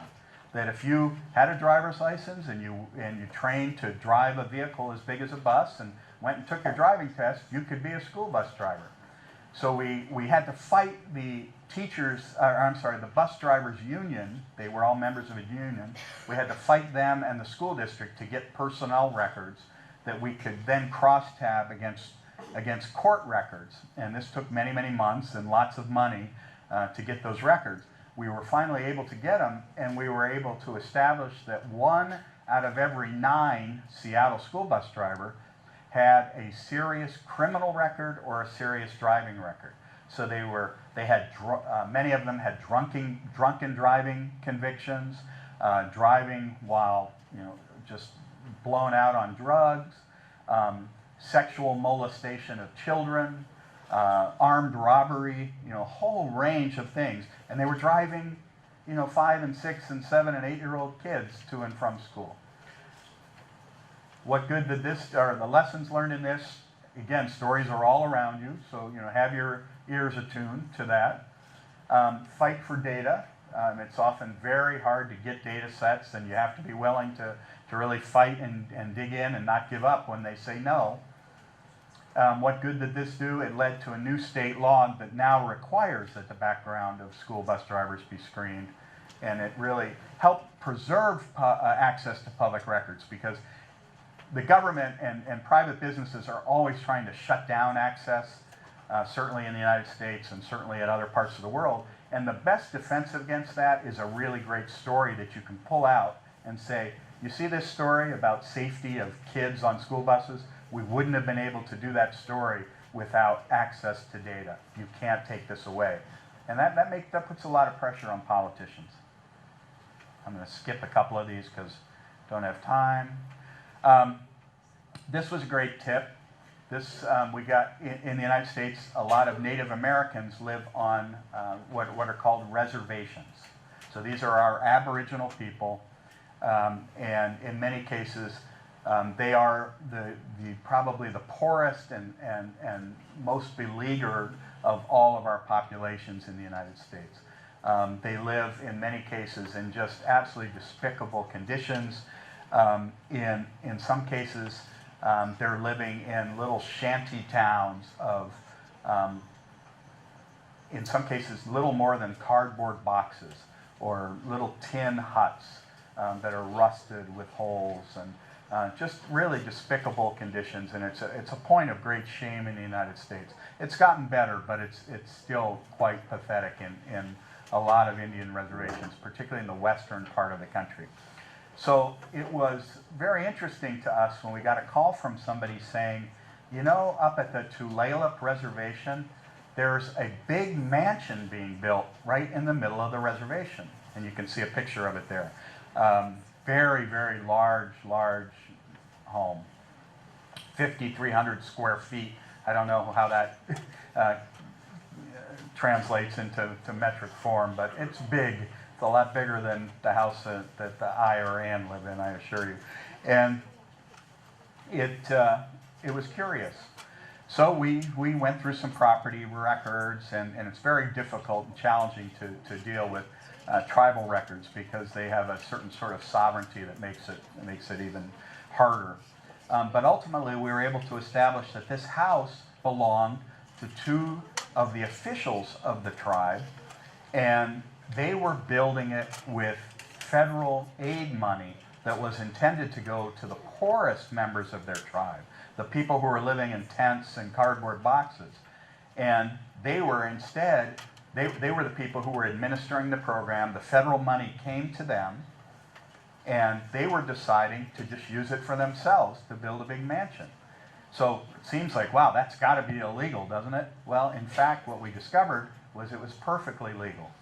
That because of the way the program was structured and because of tribal sovereignty, the way this federal program was set up, the tribes and the person designated in each tribe to be the administrator of the money could decide what to do with it. In this case, this couple who already made $92,000 from the federal government as a function of their jobs would keep the millions of dollars that were coming to the tribe to build this home for themselves.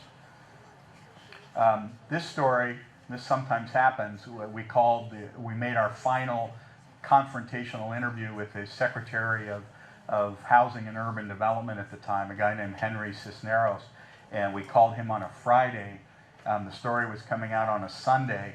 On the Saturday before the story came out, he announced a big reform program. So he tried to head us off at the pass. Again, starting with a question. In this case, it was, what the heck's that big house doing there? Start local, but think big. I hadn't mentioned, so we looked at that particular case that was a few miles north of us. The reporter came back, and we could have just published that story as it was, but my instinct was, wow, if this was so easy for these people to do, I doubt this is the only place it's happening. So we looked around the rest of our state.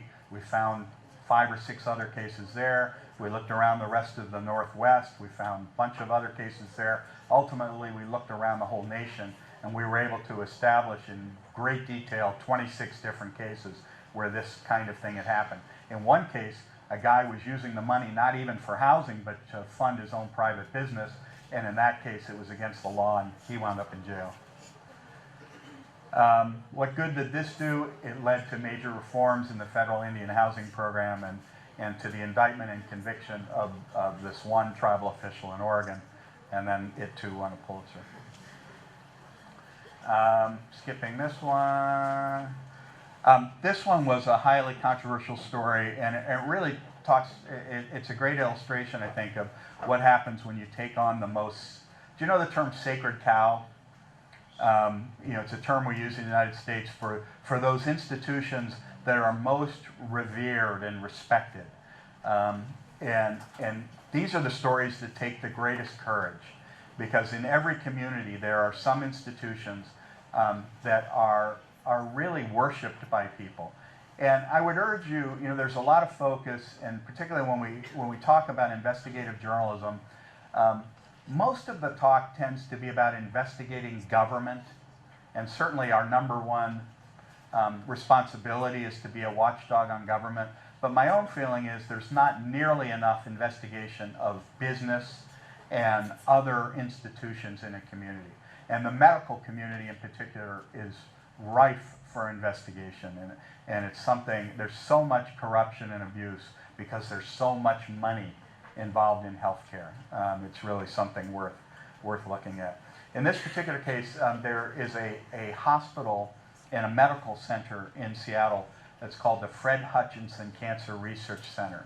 And this is the place where bone marrow transplants were invented.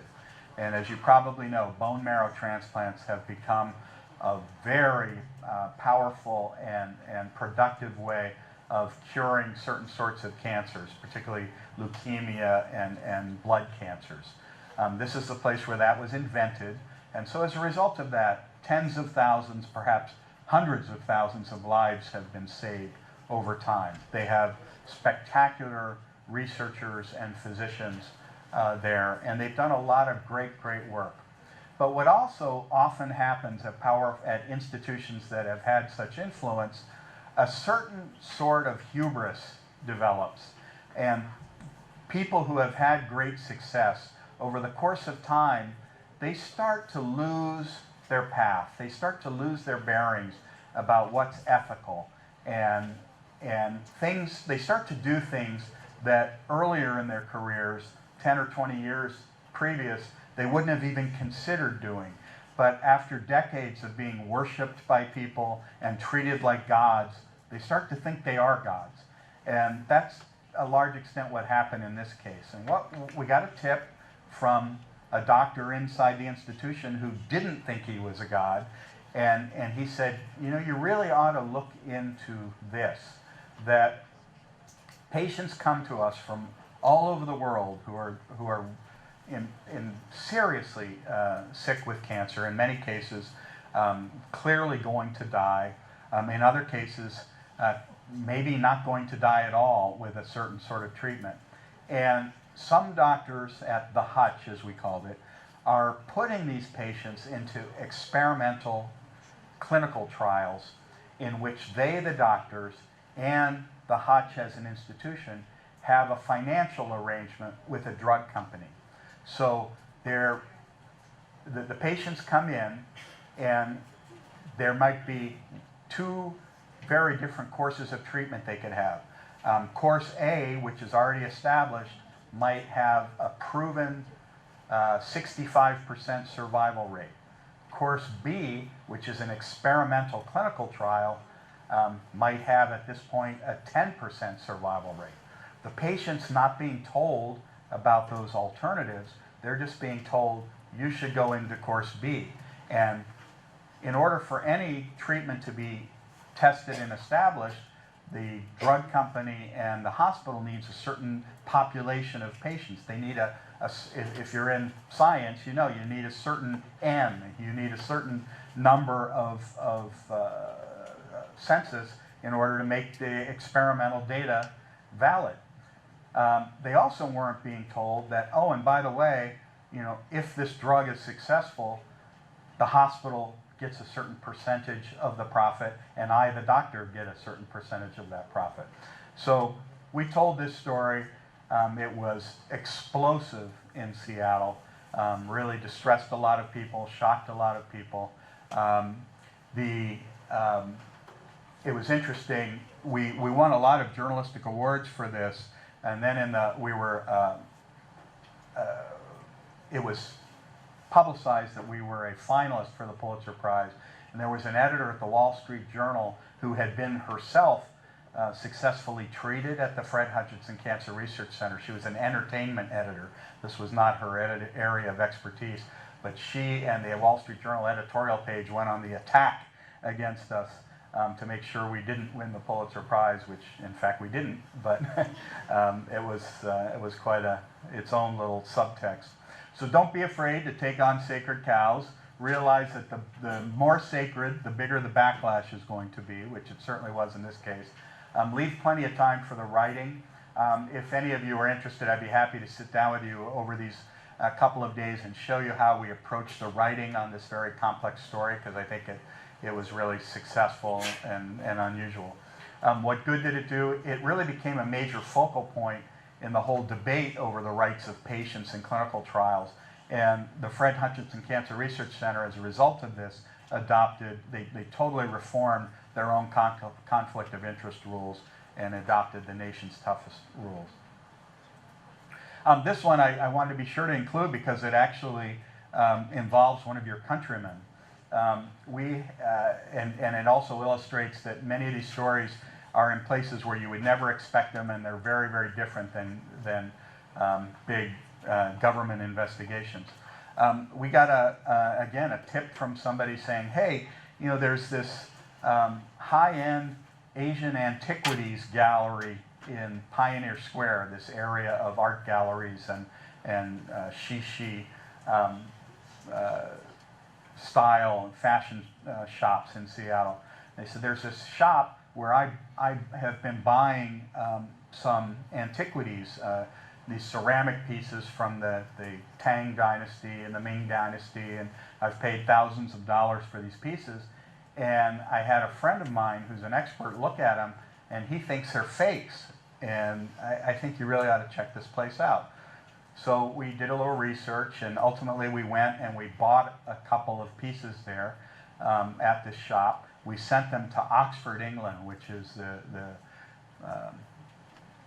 ultimate laboratory to test ceramics and the age of such art objects.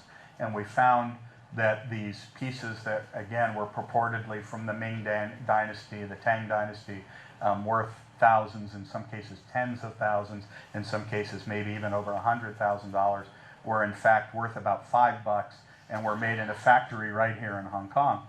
And that they were very, very well done. And to a person who was a collector, as this guy was, they appeared to be real.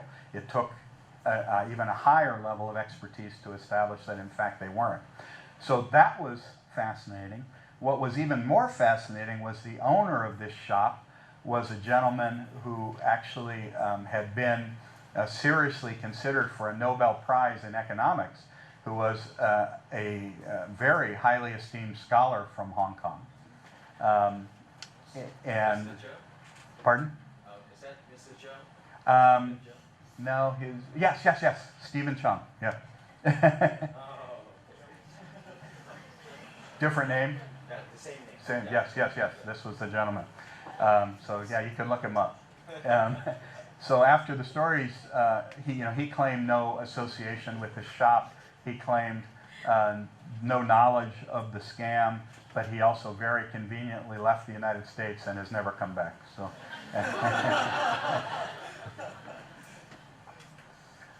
This was particularly interesting because this investigation was done by one of our investigative reporters and our art critic.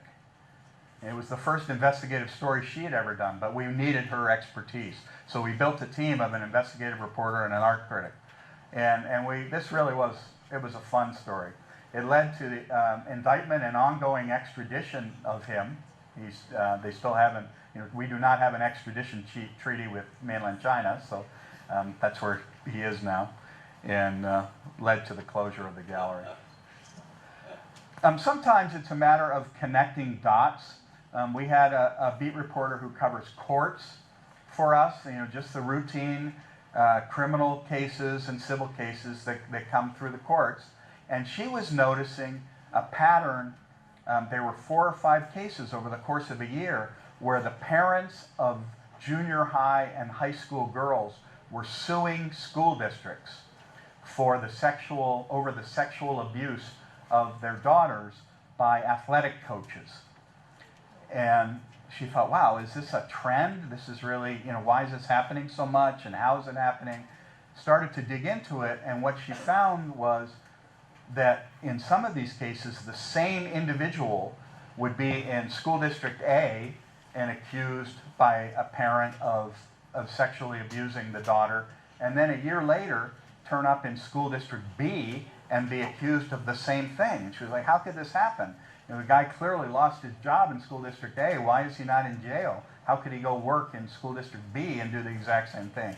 Well, that was our question, and what we discovered over the course of many months and another battle with unions, in this case the school teachers union, and trying to get disciplinary records, we discovered, I think it was 159 different cases where this had happened, where there'd been an accusation of sexual abuse by a coach. The school district had quietly dismissed the coach, saying, you can't work here anymore, but we don't want that publicity, so just go away. And then the coach would turn up somewhere else. So the lessons here, we're connecting the dots, be willing to fight the system. Aggressive journalism costs money. In this case, we spent $500,000 fighting the teachers union for the records we needed. What good did it do? It led to an ongoing change of laws and regulations in the state of Washington and around the country that would no longer allow this. Skip a couple others. This was one that was in your booklet. This also began with good beat work on the medical beat and talking to some doctors that said, you know, we are in the state of Washington and in many states in the United States commonly using the drug methadone in public health. People who are on state assistance in their health care, in the Medicaid program or in other Medicare and other state-funded medical care programs, when they come with serious pain issues, they might have a spinal issue, they might have just a serious joint pain issue. The state issues a list of allowable prescribed drugs that's based on cost and safety. And the state tells doctors which drugs they can use for these patients. A commonly prescribed drug was the drug methadone. And these doctors asserted that methadone was a very dangerous drug and should not be used. So we created a database in which we found the records of all the methadone prescriptions. We posed that against death records, and we found that over the course of 5 years, 2,100 patients had died of methadone overdose. Absolutely unnecessary. Did not have to happen, and we also established that it was a problem related to economics. I'm going to show you real briefly a video, wrong one, that illustrates the essence of this story. In states that have closed the background check loophole, 39% fewer police have been shot and killed. I'm sorry, you got to go through a sponsor message here. That's not good. Advertising. Can we skip that? Let's see. I apologize.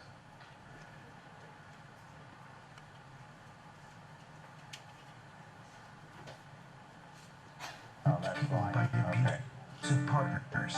Fewer police All are right, shot 7 seconds to go. in the line of duty. You're seeing American political advertising Second here. Amendment rights are protected.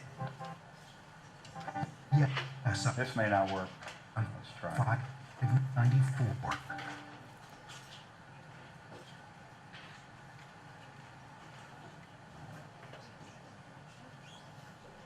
All right.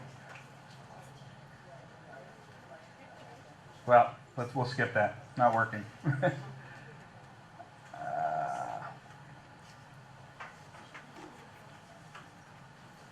So in this case, the lessons were, fight for the available data, which again we had to do. Slice and dice that data to extract its secrets, which were in this case that this was all about the money, as it often is.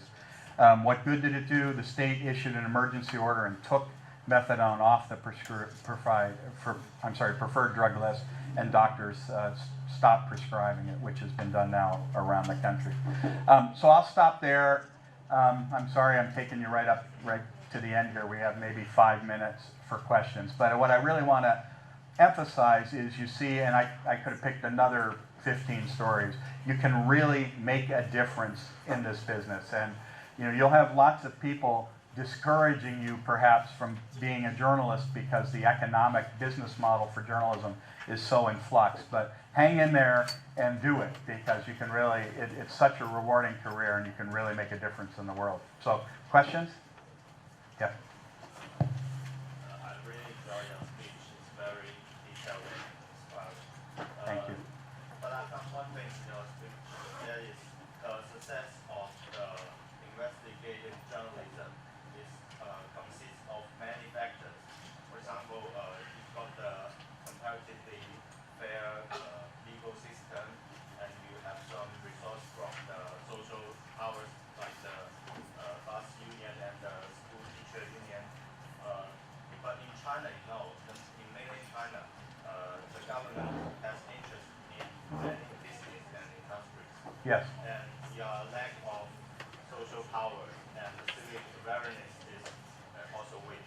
Right. So in this kind of situation, what would be the opportunity for the journalist? It's a great question, and I think both Ann and I, believe me, we're incredibly humbled to be standing up here talking about the stories that we have done and that we can do because of the incredible freedom that the press is given in our country. And we realize the distance between what you have to deal with and what we deal with are very different. But I would say a couple of things. One is, I think there are many ways to do stories that are outside the system, and it means it's a matter of cultivating sources. There are many people, I'm guessing, who work in these institutions, who work in government, who share interests and who really want the right thing to be done. And I think cultivating those people and finding ways to get them to help you is part of it.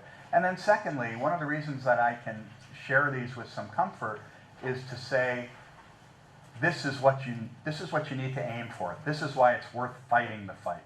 This is why the battle for press freedom and liberty is so important. Yes, you might not get there in the next 10 years. You might not get there in your lifetime. But for some journalists down the road, they'll be able to do these sorts of stories. Yeah. Yeah, I've got two questions for you. Thank you very much. The first is about Snowden. And Anne just mentioned just now that his personality actually could really that important compared to the documentary in it. Right. I was if it's necessary to investigate reporter to invest deep in his personality to find why he did that. Because people actually want to know why he did that. But if you just reported something about his personality, it will make himself the story but not the document to become the story. Right. I want to know how to balance between them. I'm getting feedback here. I don't know why. Turn off this. Okay. Yeah, I mean, it's a good question. My own feeling is that Snowden and his personality, they're a sidebar, as we call it. I mean, they're an interesting aspect of the story. And in any story, you want the human element, but you're compelled to investigate him to understand what his motivations are, to make sure that he doesn't have ulterior motives, that you're not somehow being snowed over by something, that you really want to understand all you can about him. But, in my opinion, the way this is rolled out is just about right. That the story initially was very much about the documents. Then in its aftermath, yeah, as a second layer, we want to know about him. But I think it would have been very much an error to bring him to the forefront. I like the way the Post handled it, that first and foremost it was about the findings. And my question is, where are the money come from when you're doing so much investigating? Where's the money coming from? Yeah, I mean, it really, that's a great question. It takes a lot of money to invest months and years and lawsuits and expertise and buying data, and it comes, the owners of the company in this particular case, and traditionally the people who have owned the Washington Post in the past, these are two families who do it for the public service. My boss, who owned the Seattle Times, he used to say, we make money to publish a newspaper, not the other way around. That the motivation was not profit, the motivation was to make enough money to then be able to continue to do the newspaper. In the back? My question is about the oil cargo ship. You mentioned that in your description, I think the oil cargo ship is a simple accident, hard news, but you covered this story in an investigative way. So my question is, what kind of feature or characters of hard news can make it to be investigative work? I think I got the question. It's really about this distinction between covering hard news and doing investigative reporting, and that's become an even greater challenge today as we're expected to be tweeting all day long, and how do you do both? We had another example. The other story for which we won the Pulitzer in the past couple of years was this murder, point-blank murder of 4 police officers by ex-convict. And so we reported the story exquisitely on Twitter and in every electronic format, and in fact really broke ground about how breaking news is covered digitally. But at the same time, you can't expect the same people to be doing that. So we had those people doing that, and then we immediately brought in a couple of people whose assignment was to look at the background of this and how could this guy have been released from prison when he so clearly was a threat to society. So you just have to do both, and you can't sacrifice the latter for the former. And in the case of the XMLVs, what we did, we knew somebody else was going to be covering the hard news, so we let the wire service do that, and we put our resources into the investigation. When do we need to stop, Bruce? One more? Or two more? Two more. Okay, yeah. What is your method, or how do you do if you cannot get access to some sources or materials or documents you need to investigate? Maybe someone related to the secret operation you cannot get access to at first, and what do you do for that? And are there any situations that investigate journalists use illegal ways to get to the sources? Use illegal ways or legal? Illegal ways. Well, yeah, I mean, certainly there are journalists who use either illegal or what I would say are unethical methods. I'm proud to say that in my entire career, we never did either. Now, some people might argue about the ethics because it's not a hard and fast line. But so, for instance, we generally don't do undercover reporting. Television does a lot of that, but we generally did not do that. We didn't forbid it absolutely. We said if there's no other way then to tell a story, then maybe you could go undercover. But there almost always is another way. In the case of the gallery fraud, we didn't go in and say we're reporters and we want to buy some antiquities, but we just went in and did it. But then once we had them tested, then we came back in and identified ourselves as reporters. How you get material, how you get documents that are refused to you otherwise, and you really have to do it on 2 tracks. You have to do the official above board avenues to get documents, and you have to be willing to fight and persist. And in the United States, even with all this great freedom, we have something called the Freedom of Information Act, and it's largely a joke among American reporters. You file what we call a FOIA, and it could be 2 years, 5 years, 10 years before you get a response. And it's getting worse, not better. So meanwhile, you have to use your relationships and cultivate relationships, and understand that even though government as an institution is about preserving itself and its power. There are many good, well-meaning, ethical people who work within the government. And I know very little about the Chinese government, but I know a lot about human nature.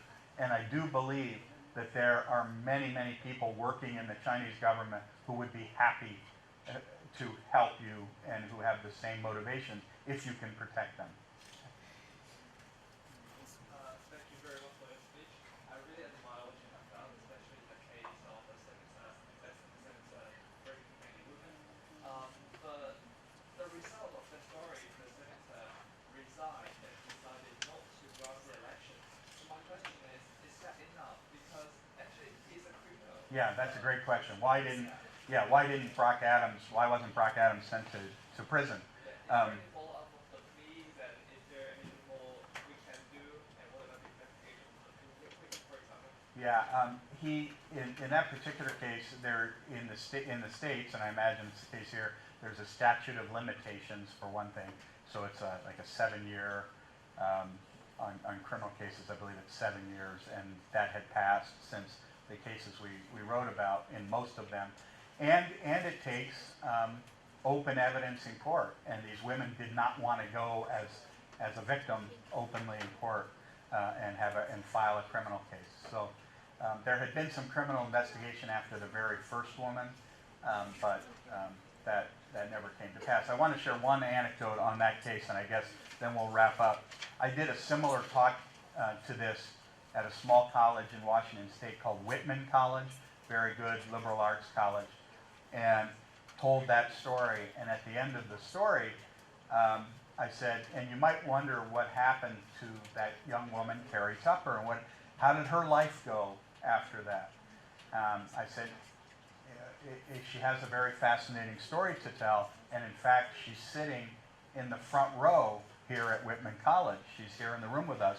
She's the wife of your college president, and that was pretty amazing experience. So, all right, well, thank you. Thanks for your time.